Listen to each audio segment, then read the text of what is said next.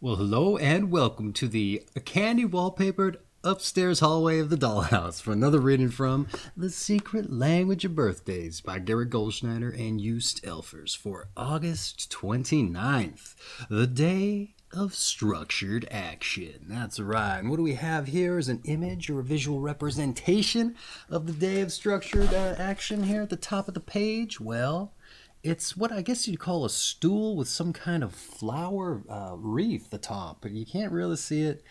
But that's here nor there. I can't even make heads or tails of what it actually is. That's just my best guess. But how that speaks to the day of structured action is anyone's guess also. So here nor there. We are here for a more important reason, and that is to wish you a happy birthday. That's right. Is it August 29th and it's your birthday today? Well, if it is, happy birthday. That's right. And if this video finds you, I don't know, long or perhaps shortly after your birthday has already come and gone, I hope you had a happy birthday. That's right.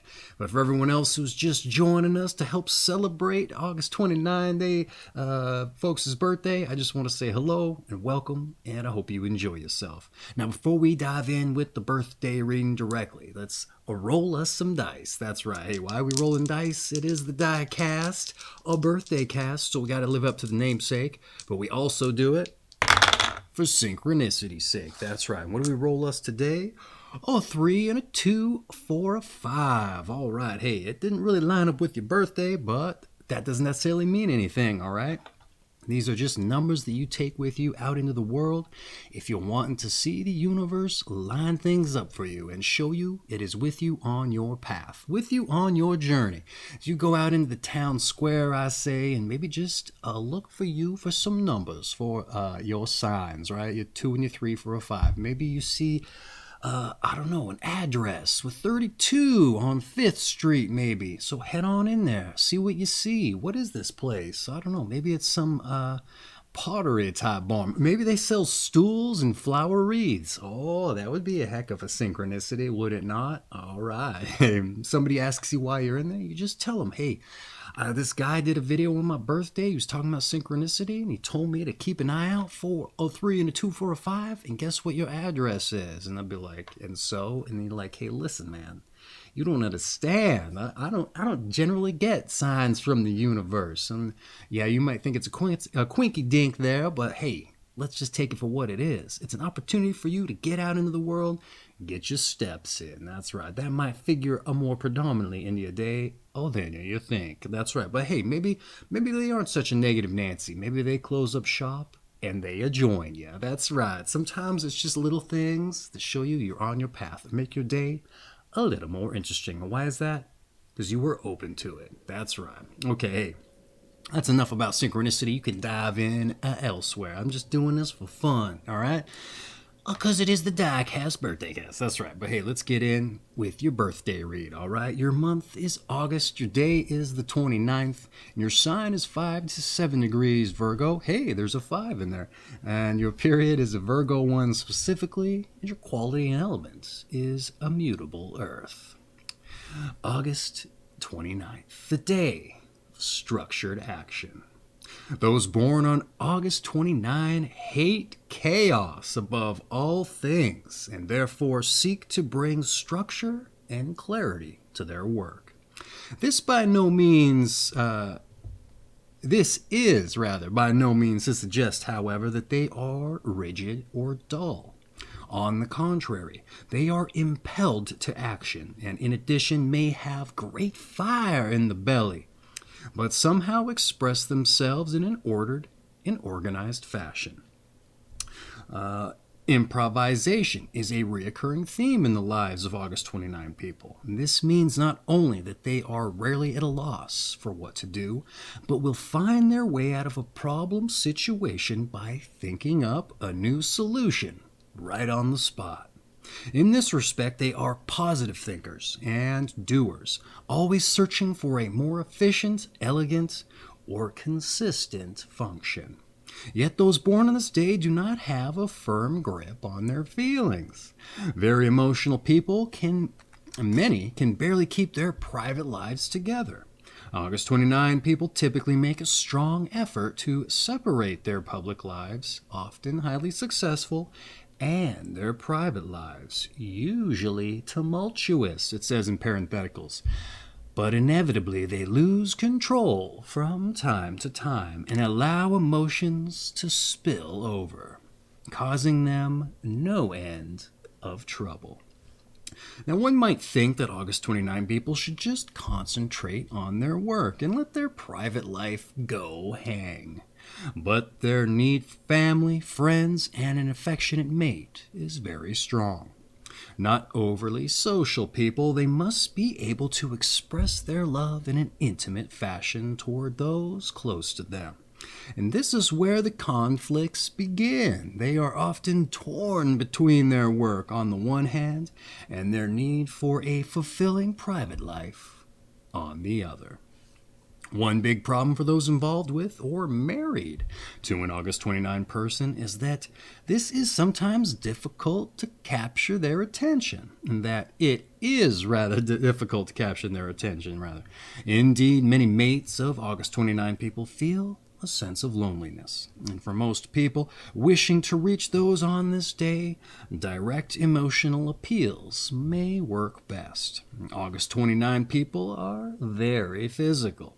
Usually their sex life is extremely important to them, as are all forms of physical expression. Because of their volatile emotions, they make exciting partners, but rarely the most reliable ones. August 29 people do not always stand up well under tremendous strains of life. They are prone to seeking refuge in alcohol or drugs of various types. Others born on this day may retreat into bizarre habits and fantasies, or associate with strange people as a kind of outlet for their frustrations. And torn by public and private demands, some August 29 people can opt for this third way, a non-solution, which comes to play a larger and larger part in their lives. And ultimately, this course leads to tragedy and disintegration. However, if those born on this day manage their intense public and private lives and deal with both their mutual and exclusive characteristics in a creative way, they will be successful human beings. They'll be successful human beings, period. Improvisation and adaptability is the key. Well, all right. How about that for a dynamic day, right? Well, let's dive into what I had to write in the notes about your birthday breakdown. All right. The day of structured action. Oh, a hater of chaos, and as a result, a bringer of structure to one's work. You have a great drive to express yourself in well-defined ways and means.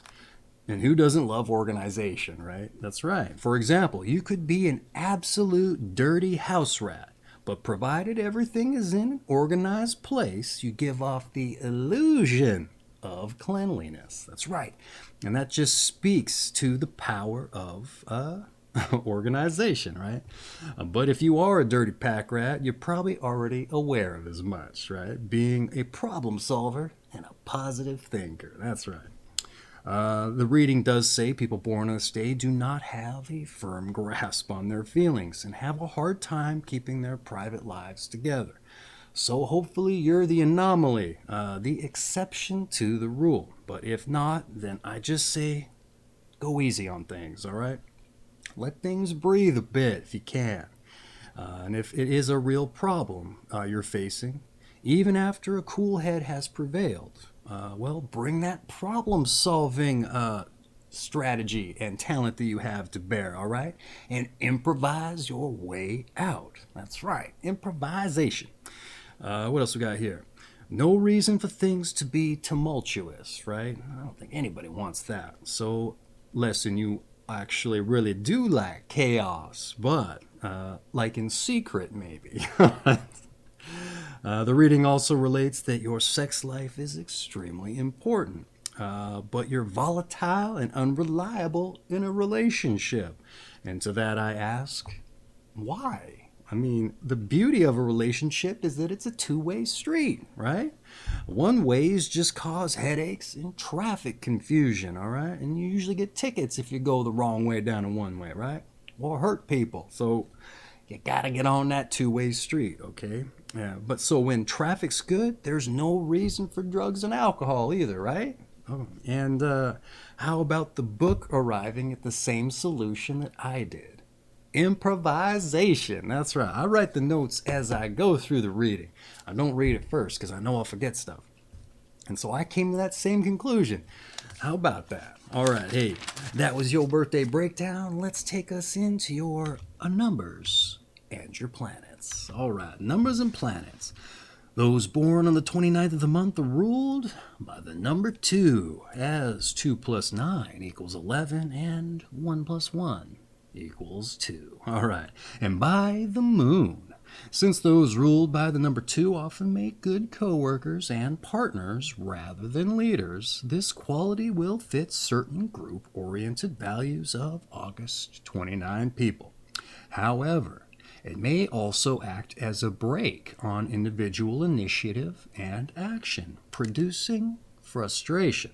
This may be further enhanced by the moon having a strongly reflective and passive effect, and Mercury, which is Virgo's ruler, imparting a tendency to ruminate too much about things.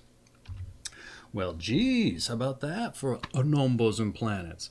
The number 2 and the moon for that good coworker partner dynamic, though there seems to be a bit of a conflict here based on what was previously mentioned in the breakdown, at least by my mind, insofar as partner-wise, all right? Again, here's hoping that you're the exception to the rule, but relationship frustrations are the worst, all right? Your partner is supposed to, they're supposed to be the one you escape from the world with, right? Who you go to escape from the world, rather. And who you go to garner support. And if you're not getting and or giving that, why are you there, right? It's just another frustration that you possibly don't need in your life. So, any event, as for Mercury's influence, work to get out of your head, all right? It's next to impossible for me. So, but when I do, it's as though the world actually feels different and light just falls on things a different way, if you like. So, yeah, effort to get out of your head. A little meditation if you can figure out how to do that. But yeah, there seemed to be a little bit of a disconnect. It says you're great with partnerships and co-workers, but in the breakdown it said that there was a tumultuous side of all that. So again, I hope you're the exception to the rule. All right, hey, let's dive in with your tarot reading. That's right, the more eclectic of the metaphysical ideologies as far as I'm concerned, but it's fun, it's free, it's in the book, and it's also interesting. So I'm all about interesting things. Let's see what it has to say here. The second card of the major arcana is the Priestess, shown seated on her throne, calm and impenetrable. She is a spiritual woman who reveals hidden forces and secrets, and empowering us with that knowledge. Favorable qualities of this card are silence, intuition, reserve, and discretion. Negative values are secretiveness, mistrust, indifference, and inertia. All right, how about your tarot? They didn't really personalize this one, I noticed. The Priestess for that silence, intuition, reserve, and discretion. You know, ideally anyway, right? I don't know, maybe it's me, but I didn't see this card really correlating with what has been previously mentioned. Maybe that's why the authors didn't personalize it towards you. They didn't either, I was to say. But the negative aspects of the card, of secretness, mistrust, and indifference, are certainly qualities that would make for relationship woes. So be wary of all that, regardless the correlation, all right? Because then you might just start manifesting that junk into your relationship. Unless you already do, in which case you need to be mindful and stop all that, right? Or figure out something else. But hey, who am I to make comments on relationships? I don't know the dynamic. It's just something to be mindful of. That's right. All right, hey, let's dive in with your health. All right, the health aspect of a birthday read. Many August 29 people have sensitive nervous systems that make them prone to seek escape from stress through addictive substances. Sex and love addictions may also present a danger, for they provide emotional peace for a time, but of course can lead to emotional disintegration. Here they use the word disintegration again. If those born on this day can apply their intellect toward making order out of chaos in their work and emotional life, they will be happy and prosperous. That's right. If not, watch out! Exclamation point, watch out. Nothing annoys those born on this day more than a chaotic personal life. But it is all too often their fate. So be mindful. All right, everybody else might ascribe or might fall that pitfall. You don't want to. August 29 people must learn to accept their own lifestyle, go with the flow, rather than negatively critiquing or attempting to escape from their problems. A healthful, varied, and delicious diet can be invaluable in maintaining a sense of well-being and stability, and perhaps the most effective defense against potential addictions. Well, all right. What I have to say about your health. Sensitive nerves, and they seek solace from stress via sex and drugs. All right, again with the relationships, right? Just go easy, all right? The relationship should be your rock, okay? Your escape. So cultivate that, right? All right. And go with the flow, as the reading says, I suppose, all right?